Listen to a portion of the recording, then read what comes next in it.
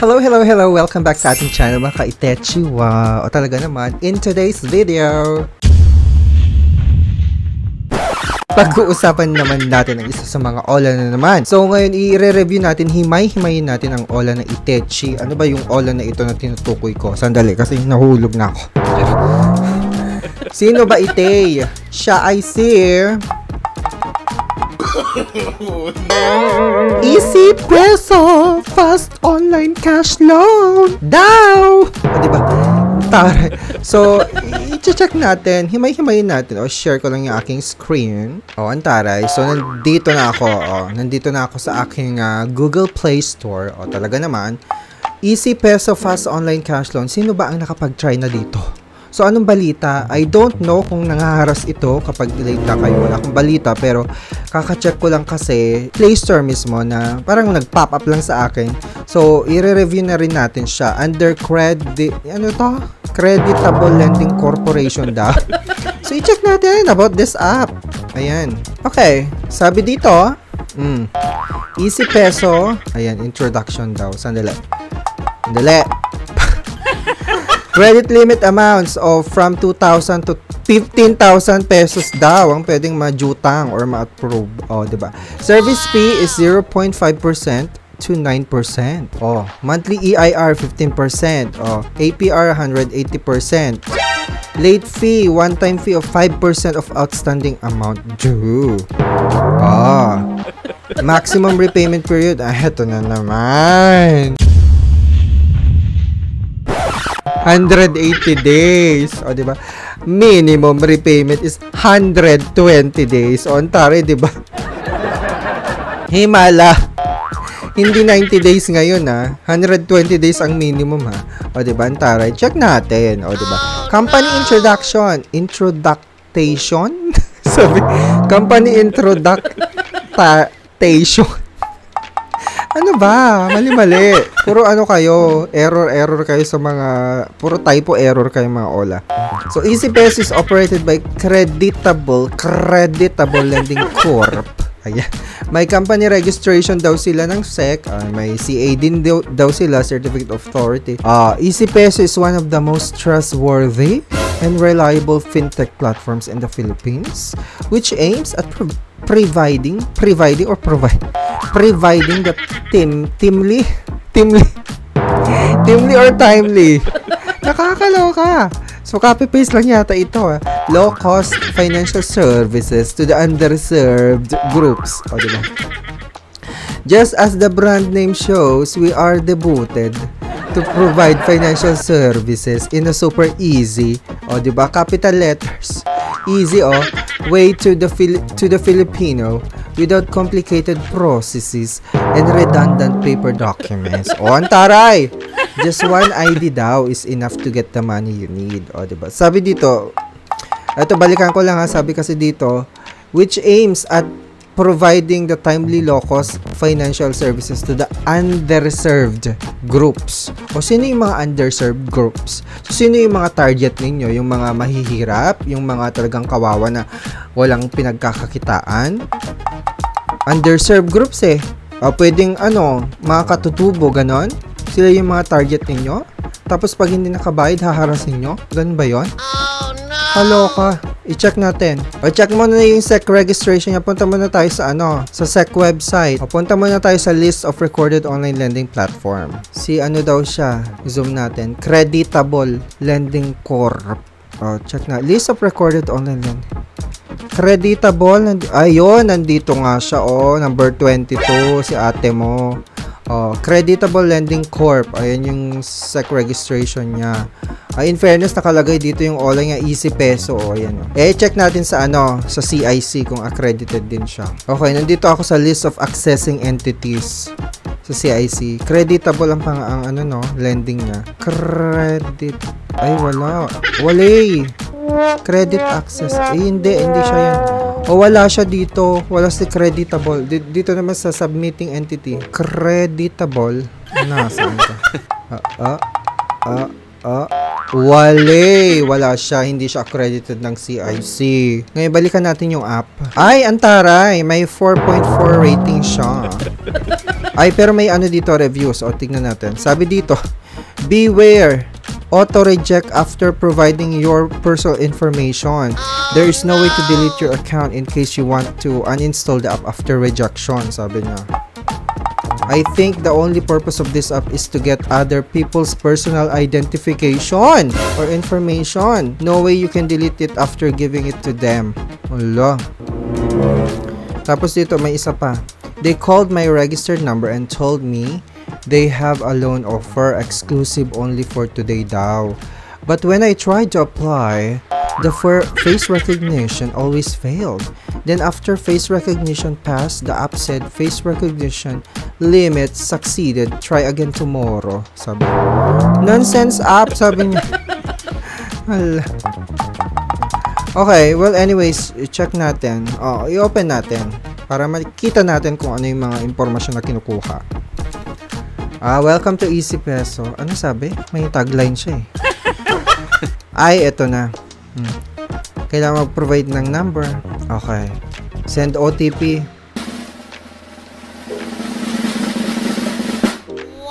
Okay. So, eto na. Kakalagay ko lang ng OTP. So, nilagay ko na siya. Easy Peso wants to obtain your device permission. So, ano permissions? Please agree to allow Easy Peso to obtain device permission to determine whether multiple devices are logged in and ensure account security and transaction security now. You need to allow Easy Peso to obtain your device Sige nga, i-allow daw natin. Pero wag niyong gagawin basta-basta to. Ay! Eto na. So, kailangan nila ang phone calls mo. Kailangan nila daw niyan. I-don't allow ko. O, di-don't allow ko. So, wala naman. Walang nangyari. Diba? So, nandito na ako sa dashboard. Maximum credit amount, 15,000 pesos te. Ay, from 500 lang pala ang minimum. 500 lang. Nakalagay dun. 500 to 15,000. Akala ko 2,000 yung minimum. 500 lang. Hindi pa gumagalaw to. Hindi gumagalaw pag inaano ko yung scroll. Wali. Okay. Interest as low as 0.06% per day. Up to 120 days daw. Really? Borrow now, sabi niya. Gusto niya 15,000 talaga ang jujutangin natin. Hindi gumagalaw, hindi na papalitan yung amount. Pag ini-scroll mo, pababa. Kunwari 500 lang, wala. Hindi siya nagbabago. So, gusto niya 15,000 talaga. So, ano to? Talagang kinokontrol na yung gusto mong utangin, te. Tapos, dito sa baba, may nakalagay pa. Activity, maximum discount, 300 pesos. Ano to? Sige nga, baro! Baro na, Agad-agad! Eto na. Basic information. Lagi ang kanilang uunahin. Diba?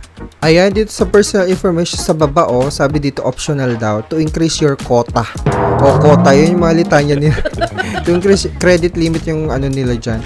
Ibig sabihin, kailangan nila company phone number, email address, alternative phone number, tapos Facebook account. Nagkakaloka. So, hindi ko ilalagay yung mga yan. Oh my God. You're terrific. May pagana. You're terrific. Basic information has been completed. We're one step closer to the success of borrowing. Continue. Ay, kailangan nilang contact information. Ilan? Emergency contact. 3? Dami. Di ba ang emergency contact isa lang? Ay, so pagkalagay ko ng contact information, very good na. Kanina terrific, ngayon very good. Most of the information has been completed. This is one last step left. ID card. Ay, kailangan nila ng ID na. UMID. Upload ID daw. Okay, pagkalagay ko ng ID. Next. Ay, may pa face recognition na. Get loan after scanning your face. Diba?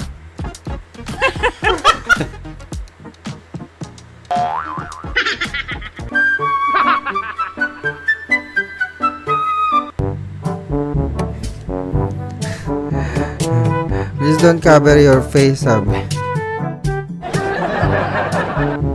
Ganyan ko, gagawin ko.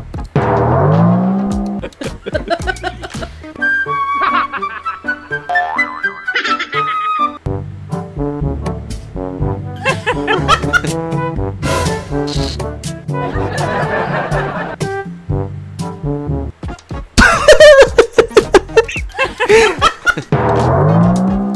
sorry! Sabi niya, face recognition failed! Try again! No. Hindi nga madetect ang uso natin.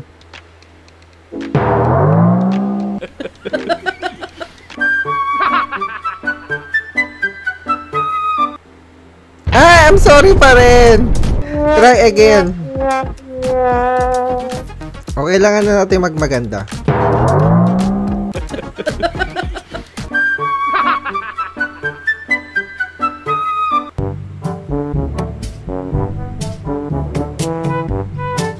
Ay, sorry pa rin. Wala pa rin, nagmaganda na nga ako. So, ibig sabihin, nangangalap lang to. Ka-impormasyonan. O, diba? Ayaw tayong paano. Wala, ano lang to. Chorva. Kadyutahan lang to. Chorva lang to ginaga. Tama yung sinabi yung review kanina na after face recognition, hindi nag-successful, nag-fail. So, ibig sabihin, nangangalap lang to ng ka-impormasyonan.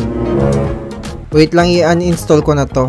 So, ayan. Nangangalap lang siya, te. O, mag-ingat kayo, ha. Huwag kayong basta-basta mag-install mga ganitong OLA. So, nangangalap lang to ng ka-impormasyonan. So, please do not do this at home. Do not try. Do not install. Huwag nyo nang tangkiligan mga OLA-OLA na yan.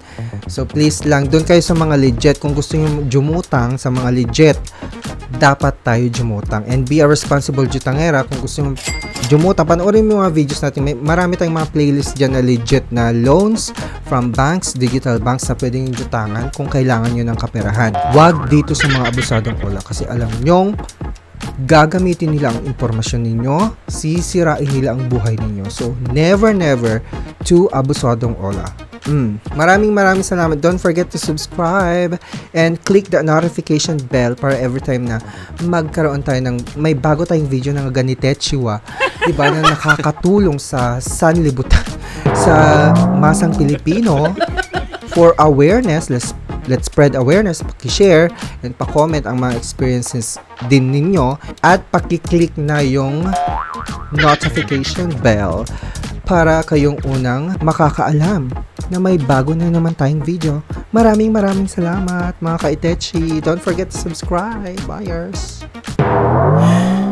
Diyos ko Lord, ano ba yun? Nangangalap lang to ng impormasyon eh. Oh no! Diba?